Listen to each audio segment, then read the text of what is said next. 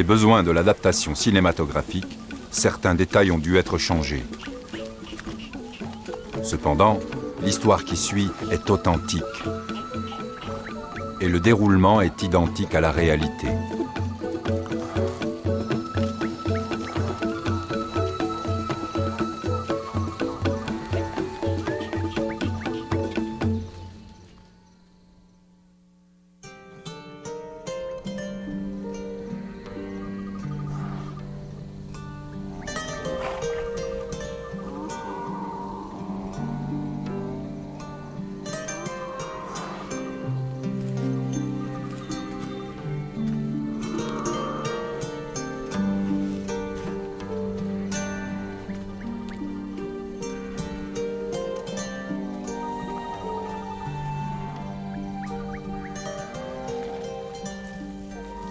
Je fais partie du peuple Fulani, et en accord avec nos coutumes, quand j'étais encore un gamin, j'étais le premier à me lever le matin, car j'étais le plus jeune.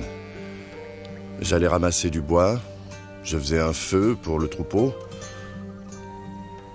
car la fumée éloignait les mouches qui n'arrêtaient pas d'ennuyer les animaux. Après, j'allais dire bonjour à mes parents. Ensuite, je prenais une calebasse séchée et j'allais traire les vaches. Quand j'avais fini, je devais relâcher les veaux pour qu'ils retrouvent leur mère. Après, j'assemblais le troupeau et je l'emmenais paître. Selon nos coutumes, c'est le devoir d'un fils de faire paître le troupeau. Sinon, ce fils est considéré comme inutile. C'était donc mon devoir.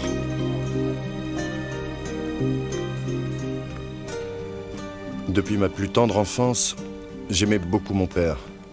Et tout ce que faisait mon père, je voulais le faire aussi. S'il priait, alors je priais aussi avec lui. Tout au fond de mon cœur, je voulais honorer Dieu et mon père de mon mieux. En grandissant, cette volonté de leur plaire devint plus forte.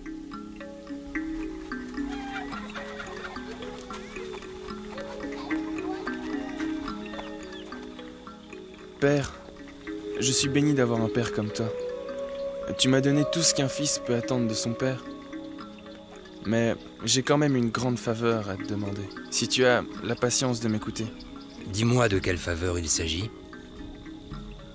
Eh bien, est-ce que tu me permets de continuer mes études? J'aimerais aller à l'école coranique pour étudier le Coran. J'y tiens, c'est mon plus grand souhait. J'espère que tu seras d'accord. Tu as autre chose à me demander? Non, père. Bien. Oui, mon fils, je suis tout à fait d'accord. Tu iras étudier à Bauchi avec le cheikh Ibrahim. Voilà. Merci, père. Qu'Allah te vienne en aide et que sa paix puisse toujours te guider. Amen, père. Alors, prépare tes affaires. J'y vais, père. Bien. Merci encore. J'y vais tout de suite.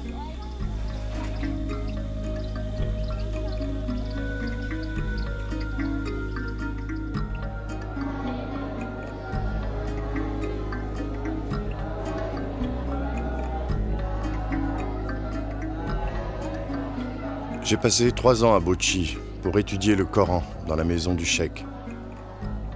Je n'étais pas le seul étudiant. Nous étions nombreux. Nous avons appris les principes de base de la religion islamique et ses applications dans la vie quotidienne.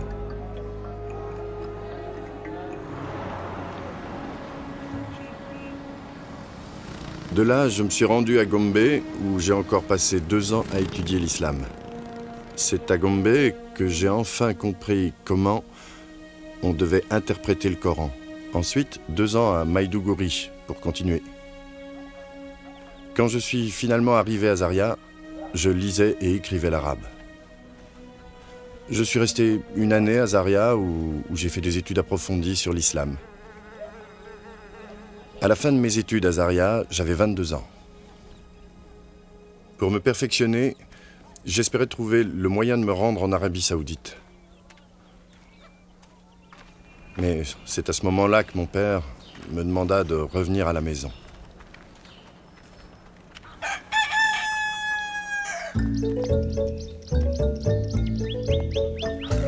Mon père trouvait que c'était mieux que je reste au village, pendant que nous cherchions les moyens pour m'envoyer étudier en Arabie Saoudite.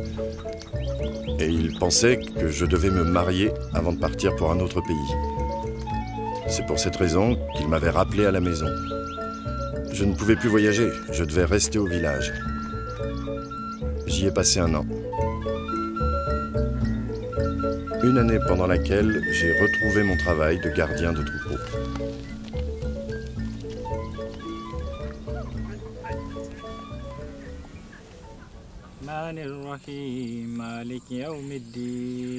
Je suis aussi devenu le chef spirituel et le professeur de notre village.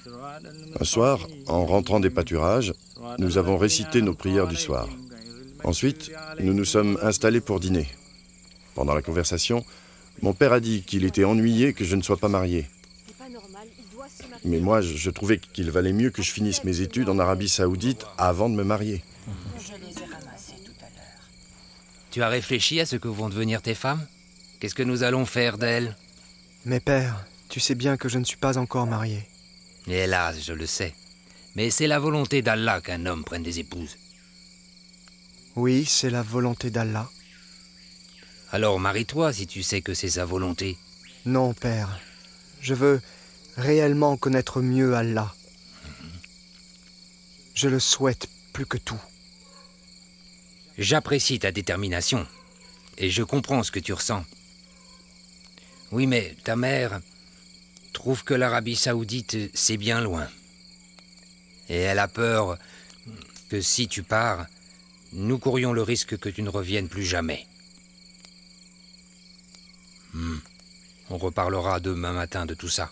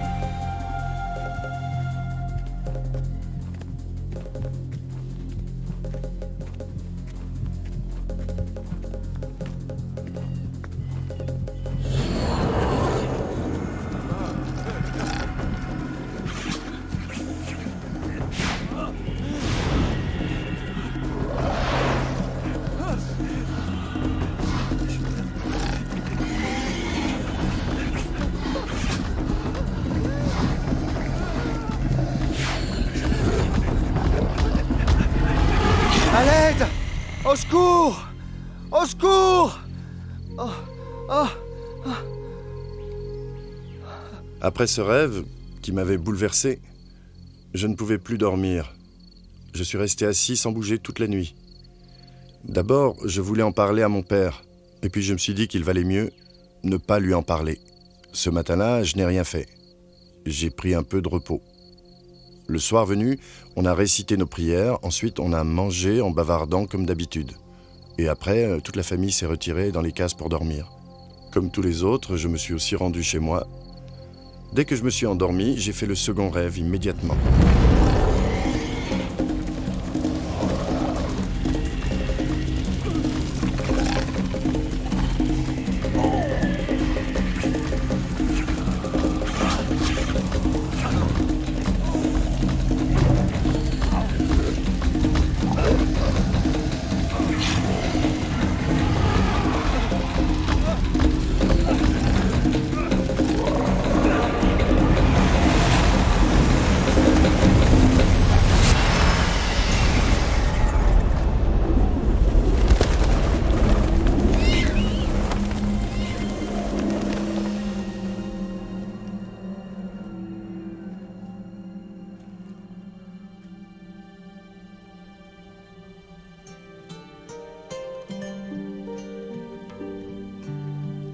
Mon fils, que fais-tu ici?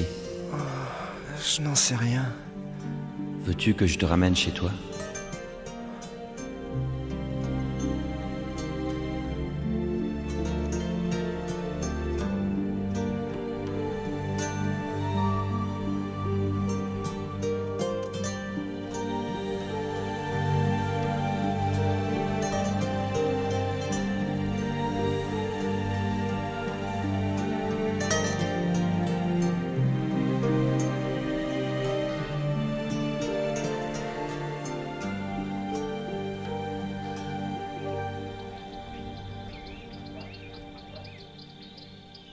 Mon cher fils, je t'aime.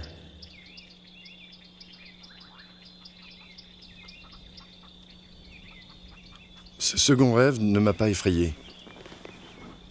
Je n'ai pas transpiré comme pour le premier.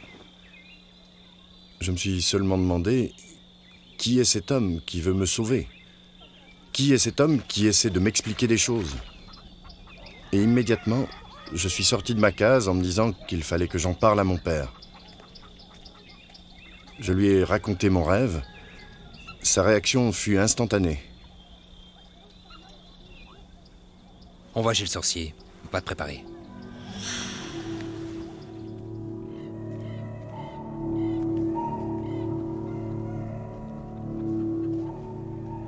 As-tu apporté une noix de cola? Oui, j'en ai une. Tiens.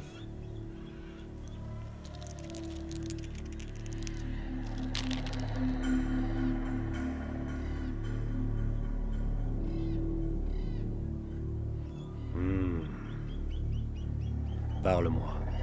Parle-moi. Parle-moi.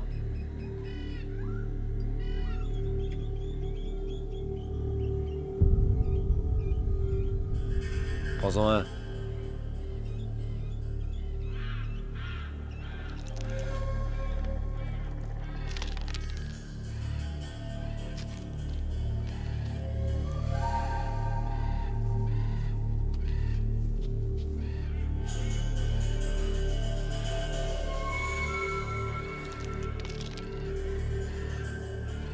Le père, ton fils est entre les mains de sorcières.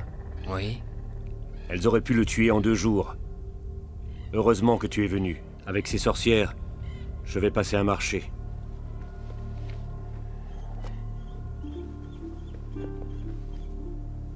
Tu vois ceci? Oui. Passe-le sur sa tête. Oui. Avant qu'il aille dormir. Bien. Quant à celui-là, il faut le moudre et l'utiliser comme de l'encens le soir dans sa case. Si Dieu le veut, ce rêve disparaîtra et ne reviendra jamais. Ce rêve, il ne le fera plus jamais? Non, il ne reviendra jamais. Jamais. Parfait. C'est fini. Bien. C'est déjà fait? Oui, oui. C'est fait. Merci. Ce n'est rien. Je suis très reconnaissant. Au revoir. Merci encore. Yalunda.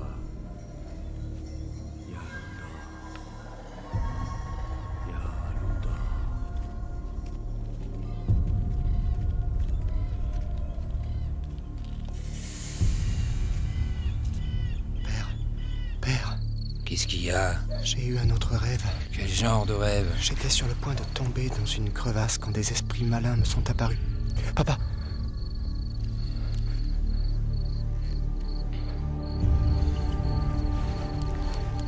L'un d'entre eux avait des crocs et de longues griffes.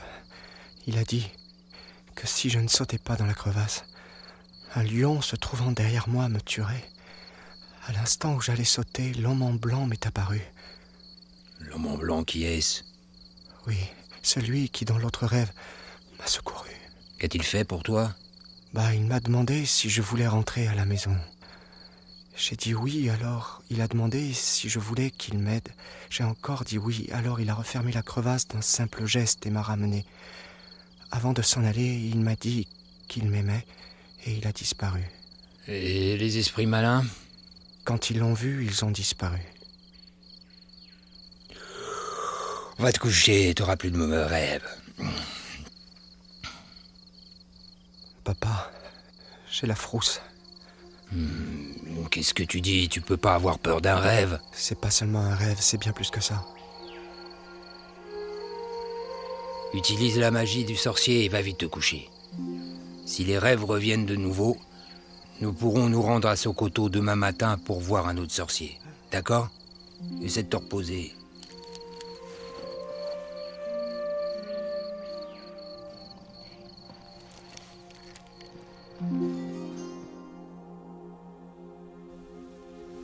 La nuit suivante, j'ai fait un autre rêve, et les 6 nuits qui suivirent aussi. Dans tous ces rêves, l'homme qui portait des tuniques d'un blanc étincelant venait à mon secours et me sauvait chaque fois des mauvais esprits. J'étais en sécurité avec lui. Je sentais qu'il me protégeait. À la fin de chacun des rêves, il répétait toujours la même chose, sans varier. « Je t'aime, mon fils. Je t'aime, mon fils. Je t'aime, mon fils. Je t'aime. » J'ai commencé alors à comprendre que l'homme qui était dans mes rêves était le prophète qui, dans le Coran, est connu sous le nom de prophète Isa, et que les chrétiens appellent Jésus, le Messie. Après cela, j'ai eu le dernier rêve. En fait, c'était le 7e rêve.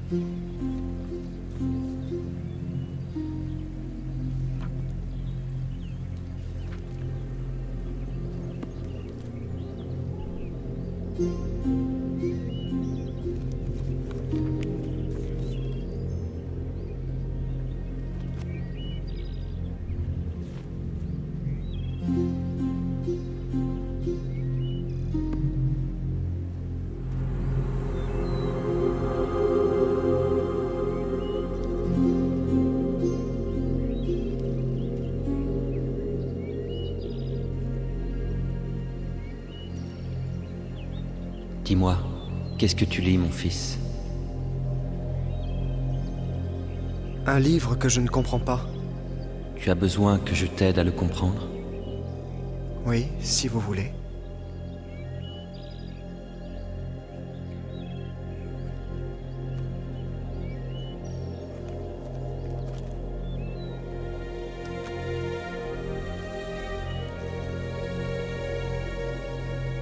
Mohamed, ce livre vient de Dieu. Il contient sa parole. Tous les versets ont été inspirés par Dieu lui-même. Venez à moi, vous qui êtes fatigués et chargés, et je vous donnerai du repos. Prenez mon joug sur vous et recevez mes instructions, car je suis doux et humble de cœur, et vous trouverez du repos pour vos âmes, car mon joug est aisé et mon fardeau léger. As-tu déjà entendu parler du chemin, de la vérité et de la vie? Non, jamais entendu. Je suis le chemin, je suis la vérité, je suis la vie. Personne ne peut arriver au Père s'il ne passe par moi. Qui es-tu? Tu me connais sous le nom de prophète Isa. Je suis venu à toi pour te donner la vie éternelle. Si tu me reconnais en tant que ton sauveur et ton Dieu, tu deviendras un enfant de Dieu. Parce que Dieu a des enfants? Les enfants de Dieu sont nés de son esprit. Les enfants de Dieu ne sont pas nés de la chair. Est-ce que tu crois en Dieu? Oui, je crois en Dieu. Si tu veux le salut, crois aussi en moi. Ce monde t'apportera de nombreuses épreuves. Mais réjouis-toi. J'ai triomphé de ce monde. Aimerais-tu me recevoir? Oui, je veux te recevoir.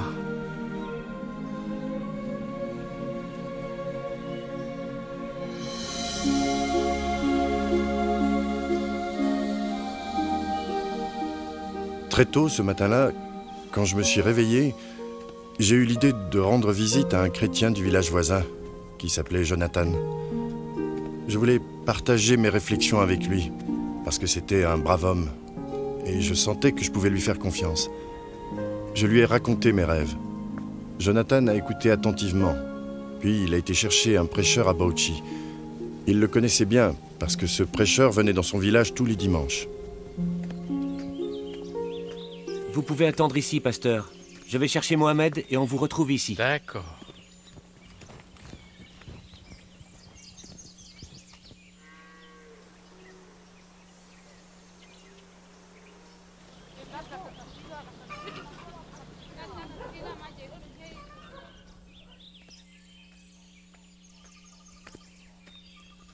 Voilà, Tu es de pasteur. retour? C'est bien. Et Mohamed? Il est là. Ah, c'est lui. Oui, je vous présente Mohamed. Bonjour. Pasteur. Approche, sois le bienvenu. Merci, pasteur. Mohamed, Pasteur? tu me parais bien brave. Ton ami Jonathan m'a parlé des rêves que tu fais. J'aimerais que tu me racontes ces rêves toi-même, en détail. C'est vrai, pasteur. Dernièrement, j'ai fait plusieurs rêves qui me font peur. Des personnes habillées en noir m'ont tourmenté dans ces rêves. Elles voulaient me tuer. J'ai craint pour ma vie. Chaque fois, j'ai été sauvé par un homme vêtu tout en blanc. Il dit que je le connais comme étant Aïsam, mais qu'il est... Le chemin est la vérité et qu'on ne peut pas aller au Père sans lui. Il m'a aussi demandé de le recevoir. J'ai raconté au pasteur tout ce qui s'était passé dans mes rêves. Tu dois le recevoir dans ton cœur, en tant que Dieu et Sauveur. Il a compris tout de suite que je ne pouvais plus me permettre d'attendre et accepter Jésus comme mon Dieu et mon Sauveur. Es-tu prêt à accepter l'invitation qu'il t'a faite pour le recevoir dans ton cœur? Réfléchis, Mohamed.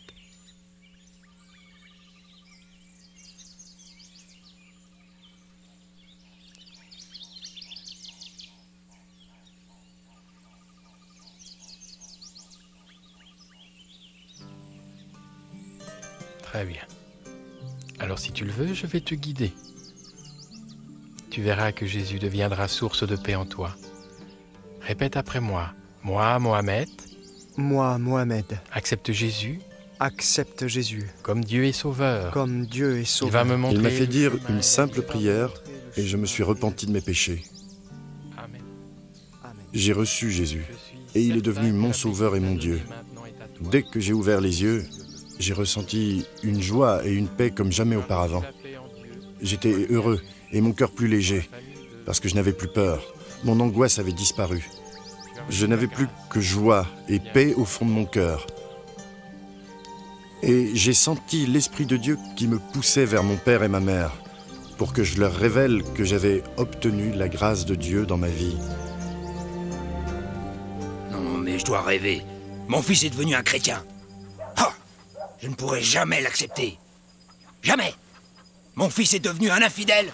Je ne resterai pas assis près de lui.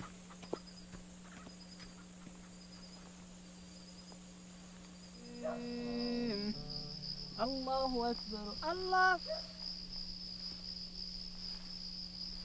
Sami Allahu liman hamida. Rabbana. Allahu Akbar. Allah. Quelques jours après, mon père m'a demandé ce qui m'arrivait, parce qu'il avait remarqué que je lisais la Bible et que je n'allais plus à la mosquée. Il était très en colère contre moi.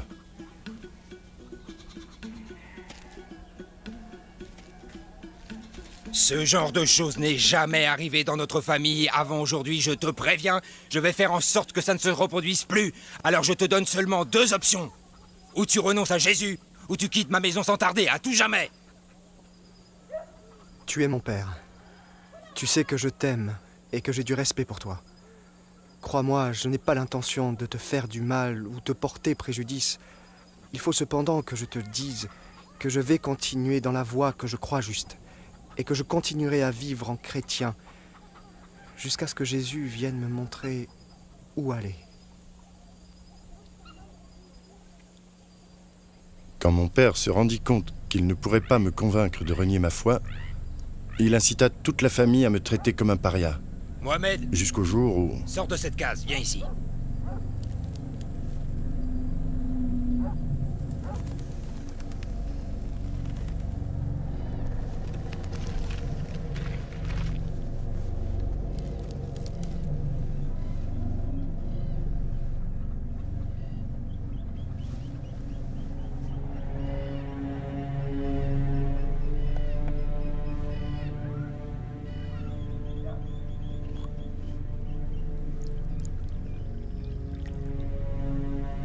Bois ce liquide. Tu veux vraiment que je boive ce poison ? Bois et tais-toi. Est-ce que tu peux m'accorder une faveur ? Dis toujours. Je veux prier avant de boire. Non.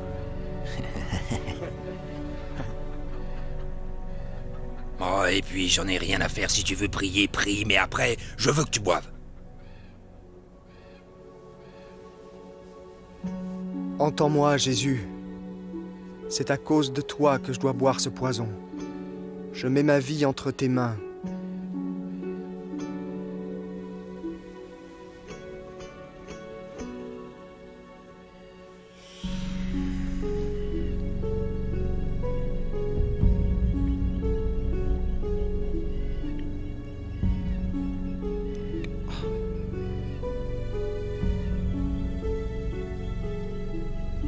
Va t'allonger.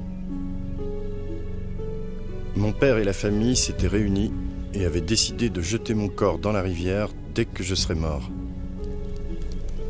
Ils attendaient tous ma mort. Je suis entré dans ma case, je me suis allongé et je me suis endormi. Je ne faisais aucune réaction au poison. Beaucoup plus tard, je me suis réveillé et je suis sorti pour aller vomir. Après, je me suis rendormi paisiblement.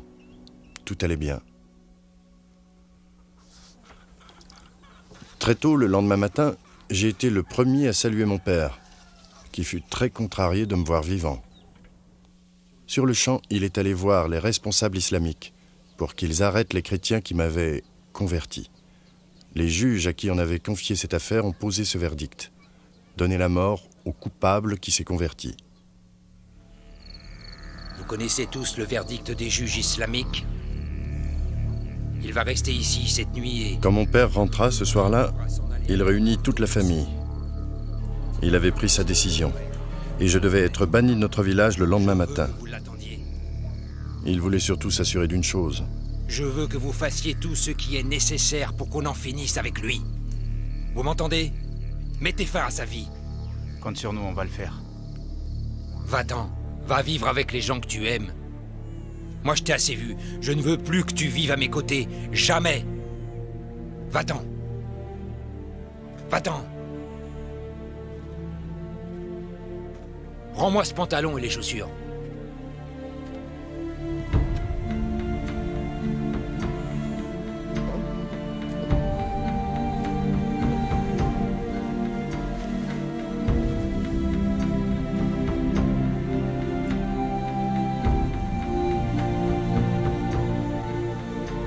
Fiche le camp.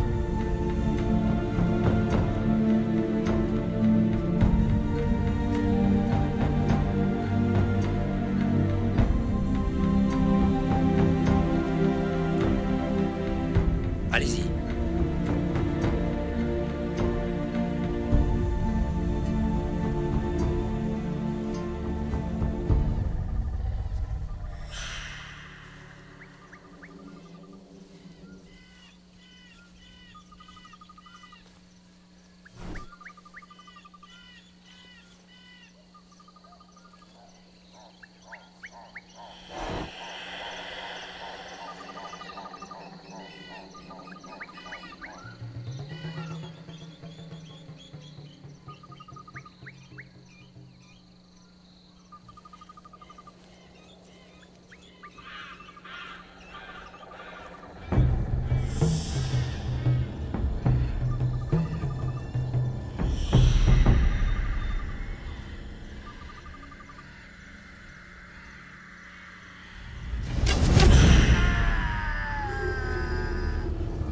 Je me suis écroulé au sol en gémissant. J'avais été transpercé par une flèche au niveau de la hanche. La douleur était vraiment insupportable. Au point que j'en étais presque inconscient, je ne voyais plus rien. Cependant, mon esprit continuait de fonctionner et me disait qu'il fallait enlever cette flèche. Elle devait être empoisonnée, donc si je l'enlevais pas tout de suite, elle finirait par me tuer. Je savais ce que je devais faire, il me fallait juste le courage. Je ne pouvais pas me relever. J'ai tiré sur la flèche et j'ai réussi à la sortir de ma hanche. Mais à ce moment-là, l'hémorragie a commencé. Mais Dieu m'a envoyé un homme du village de Jonathan. Il chassait et se trouvait là par hasard. Cet homme connaissait mon histoire. Il savait que j'avais des ennuis avec mon père et toute la famille. Il m'a aidé à me rendre jusqu'à la piste. Il y passait des voitures assez souvent. Il m'a emmené et attendu au bord de la piste jusqu'à ce qu'une camionnette arrive. D'un geste, il l'a fait arrêter et j'ai été emmené dans une clinique.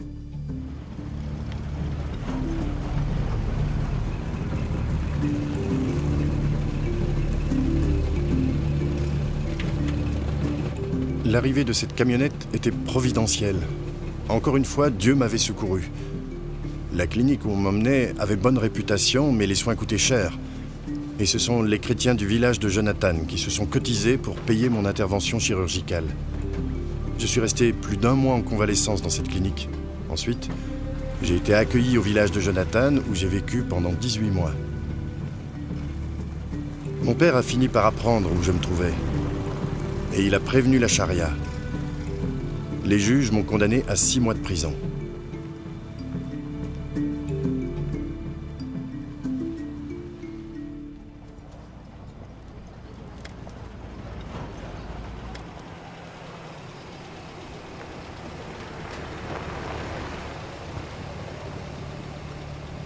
Après 6 mois de détention, j'ai été relâché et escorté dans le village de mon père par la police.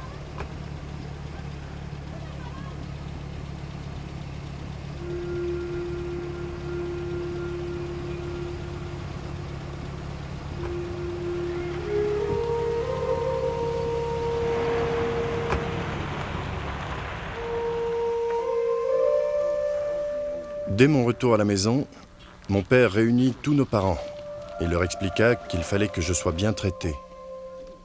Il espérait que s'ils étaient bons et gentils avec moi, j'oublierais que j'étais chrétien. De plus, il me promit 100 vaches et l'argent nécessaire pour avoir 3 femmes si je renonçais à Jésus. Il m'encouragea aussi à oublier le passé. Pendant 7 mois, je me suis de nouveau occupé du troupeau de mon père. Toute la famille croyait que j'étais rentré dans les rangs, que j'étais redevenu un des leurs. Au fond de moi, je me rendais compte que ma foi disparaissait peu à peu. Je compris alors que mon père et ma famille essayaient de me séparer de mon Dieu. Je compris aussi que je ne leur avais jamais ouvert mon cœur. Entre. Bonjour, père. Bonjour. Tu vas bien? Ça va. Assieds-toi là.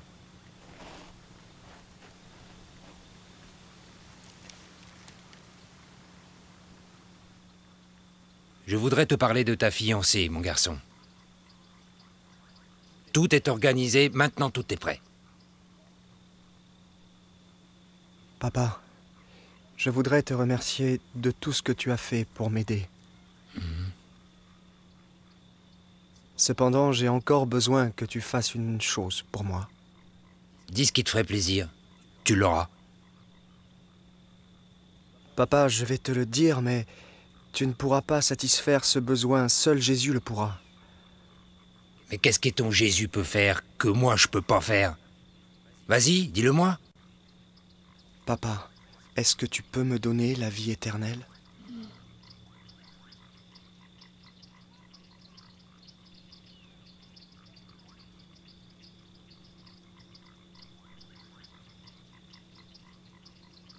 Non. Je peux pas te donner la vie éternelle. Papa, comme tu ne peux pas me donner la vie éternelle, eh bien je reste avec Jésus parce que lui va me la donner.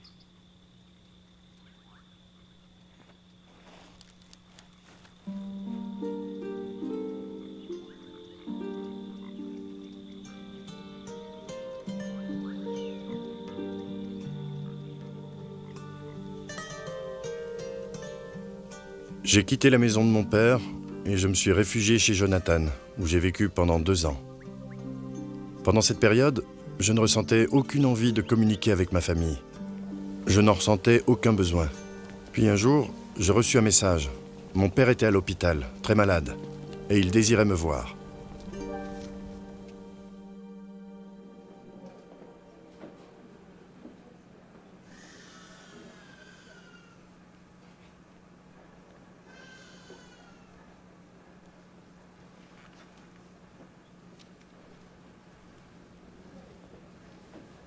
Père. Mon fils. Tu voulais que je vienne te voir? Je te demande pardon, mon fils. Te pardonner, papa? J'ai bien des torts envers toi. Par ignorance, j'ai mal agi. et tu ne m'as pas jugé. Papa, sache que je t'ai pardonné depuis longtemps. Que veux-tu dire, mon fils? Je n'ai jamais demandé que tu me pardonnes. Oui, c'est vrai, mais la Bible nous enseigne le pardon. Tu comprends?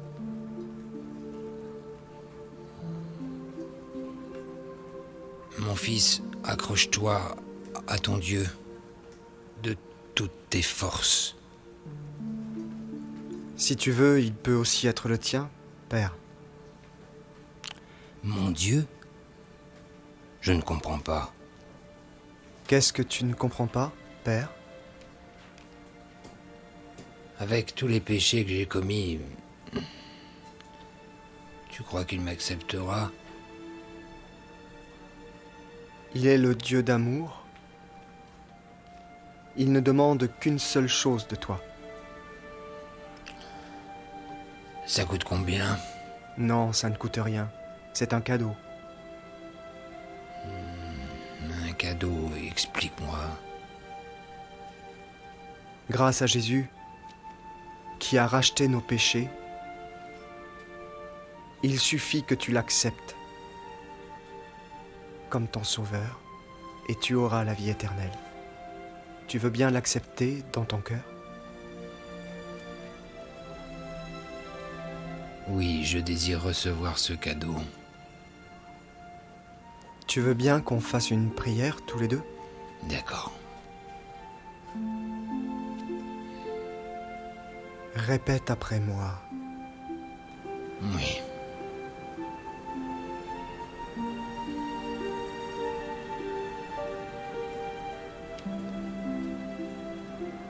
Jésus, je viens devant toi. Oui, Jésus, je viens devant toi. Afin que tu pardonnes tous mes péchés, et je veux... Afin que tu pardonnes tous mes péchés, et je veux... Que tu deviennes mon Seigneur et mon Sauveur. Que tu deviennes mon Seigneur et mon Sauveur. Amen. Amen.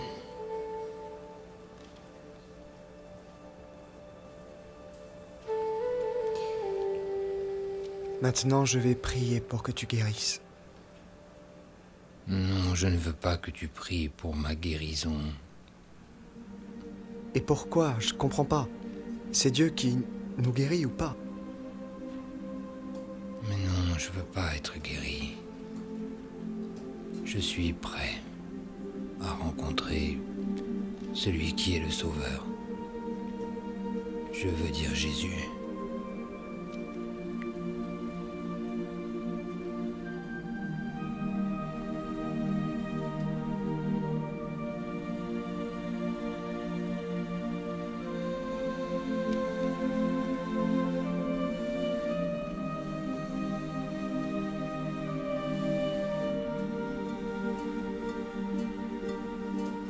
Mon père est mort 3 heures après avoir prié avec moi. Il s'est éteint dans la paix et dans la joie. Parce qu'il savait où il allait et qui il voulait connaître. L'espoir de rencontrer Jésus le fit passer de vie à trépas sans anxiété. Notre réconciliation effaça toutes les douleurs et les peines que nous avions connues. Dieu les fit disparaître. Et toi, mon ami, où en es-tu? Es-tu prêt à recevoir le pardon de tes péchés? Dieu est un Dieu de réconfort et d'espoir, un Dieu fidèle, un Dieu de justice et de vérité. Dieu est le chemin, la vérité et la vie, et c'est par lui que l'on reçoit la vie éternelle. Prépare-toi à le recevoir dans ton cœur. Laisse-le devenir ton Seigneur et ton Sauveur. Es-tu prêt, mon ami, dès aujourd'hui, à te repentir et à le recevoir comme ton Seigneur et Sauveur? Lui, il est prêt et il t'attend. Adresse-toi à lui maintenant. Il prendra soin de tous tes besoins. Il te rendra victorieux dans ta vie.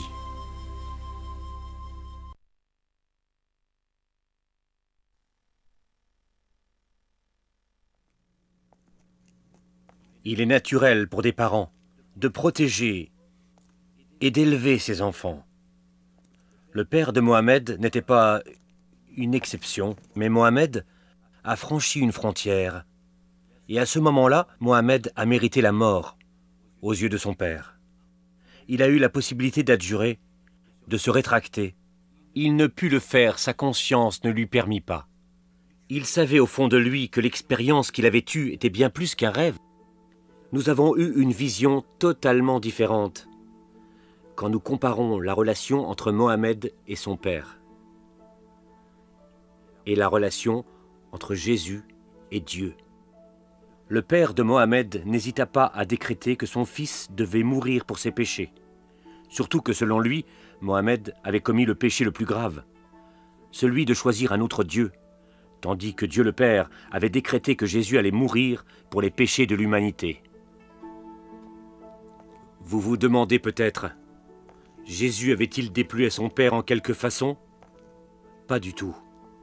Dans l'évangile de Matthieu chapitre 3, Dieu a parlé de Jésus en ces termes.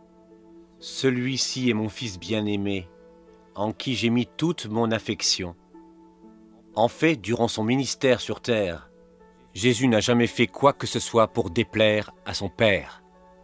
Jamais, c'est certain. Pourquoi son Père alors? Je parle maintenant de Dieu. A-t-il voulu que son Fils soit crucifié et qu'il meure sur la croix comme un criminel, couvert d'opprobre et de honte? Comment un Père parfait peut-il abandonner son Fils à une mort aussi abominable que celle de la croix? Un Fils bien-aimé qui toute sa vie n'a rien fait de mal? La seule façon de comprendre, c'est de se référer à la mission du Messie. En effet, Jésus n'est pas venu sur terre pour agir selon sa volonté.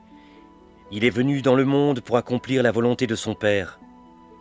Et la volonté de son Père était que son Fils donne sa vie pour racheter les péchés du monde.